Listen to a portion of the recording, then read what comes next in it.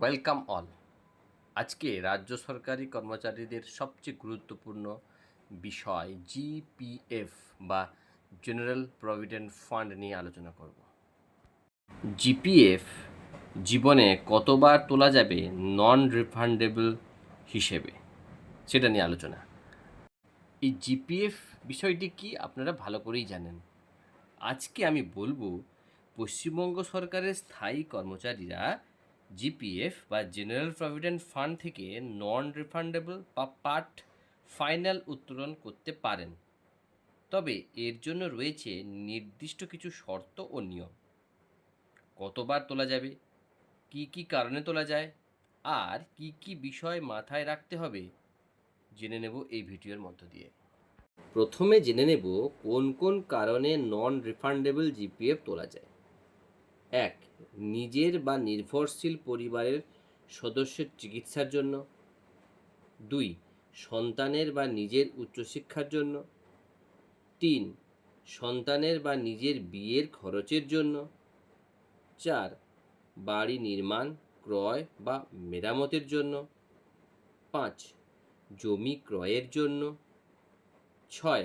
অন্যান্য সরকার অনুমোদিত বিশেষ কোনো প্রয়োজনে, যেটা আপনাকে ডকুমেন্ট সাবমিট করতে হবে। নন রিফান্ডেবল জিপিএফ এর ক্ষেত্রে আপনার একটি মূল শর্ত রয়েছে। চাকরির কমপক্ষে 15 বছর পূরণ হতে হবে, অথবা অবসর গ্রহণের 10 বছরের মধ্যে থাকতে হবে।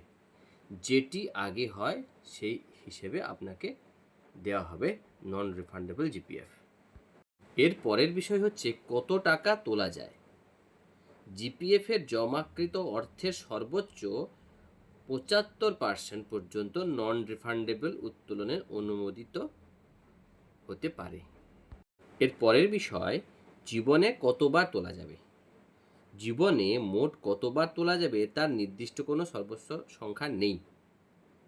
একই উদ্দেশ্যে, যেমন বাড়ি তৈরি, মেয়ের বিয়ে ইত্যাদি, সাধারণত একবারই নন রিফান্ডেবল তোলা যায়।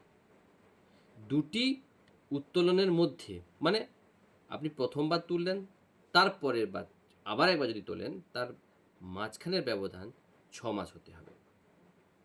একটি আর্থিক বছরে সর্বোচ্চ 2 বার পার্ট ফাইনাল নন রিফান্ডেবল উত্তোলন করা যেতে পারে, যদি যোগ্যতা থাকে। প্রত্যেকবারের আবেদন শর্ত পূরণ সাপেক্ষ অনুমোদিত হয়। একটি গুরুত্বপূর্ণ বিষয় আপনাকে জেনে রাখতে হবে। আবেদন করার আগে সংশ্লিষ্ট দপ্তরের আর্থিক নিয়মাবলী ভালোভাবে জেনে নিন। 2. অপ্রয়োজনীয় বা অসত্য তথ্য দিলে আবেদন বাতিল হতে পারে। 3. প্রতিটি কেসের ভিত্তিতে অনুমোদনের ক্ষমতা দপ্তরের প্রধান। এই সুবিধা অপব্যবহার করা যাবে না। নিয়ম মেনে জিপিএফ থেকে উত্তোলন করুন আর্থিক প্রয়োজন মেটানোর জন্য। ভিডিওটি কেমন লাগলো অবশ্যই জানাবেন। আরও অনেক নতুন নতুন ভিডিও আপনাদেরকে উপহার দেওয়ার চেষ্টা করব। ধন্যবাদ।